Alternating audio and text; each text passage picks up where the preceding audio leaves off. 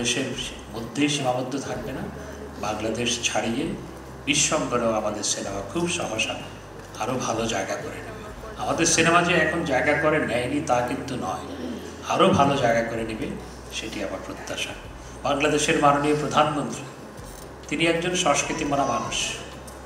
আমি তাকে যখন বললাম কদিন আগে যে আপা 200 সিনেমা হল বন্ধ হয়ে যাওয়া সিনেমা হল চালু হয়েছে, তিনি প্রচণ্ডভাবে উৎসাহী হয়েছে।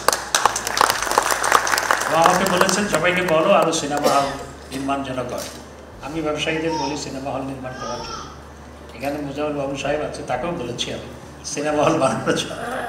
তারপর আরও যারা যারা আমি মনে করি এখানেও অনেকে আছেন যারা সিনেপ্লেক্স নির্মাণ করতে পারে। সিনেপ্লেক্স যদি ব্যবসা সফল না হতো তাহলে আপনার স্টার সিনেপ্লেক্স একটার জায়গায় এখন 6টা হতো না। ব্যবসা সফল বলেই তো একটা দিয়ে যাত্রা শুরু করে 6টা হয়েছে। চট্টগ্রামেও একটা তারা শুরু করেছে।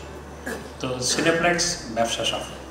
আমি আপনাদের অনুরোধ জানাবো যে ব্যবসা শুধুমাত্র নিজের অর্থ উপার্জনের নয়, আমাদের প্রত্যেকের সামাজিক দায়িত্ব আছে। শিল্প সংস্কৃতি থেকে শুরু করে জনগণের প্রতি আমাদের দায়বদ্ধতা আছে।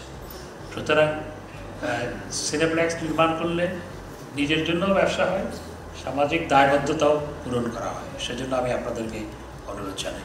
বাংলাদেশ চলচ্চিত্র সাংবাদিক সমিতির উত্তরোত্তর সমৃদ্ধি কামনা করি এবং চলচ্চিত্র সাংবাদিক সমিতির একটি বর্ণাঢ্য ইতিহাস।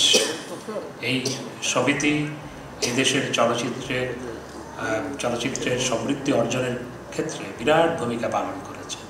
তো ভবিষ্যতেও সেই ভূমিকা আরও জোরালোভাবে পালন করবে সেই প্রত্যাশা রেখে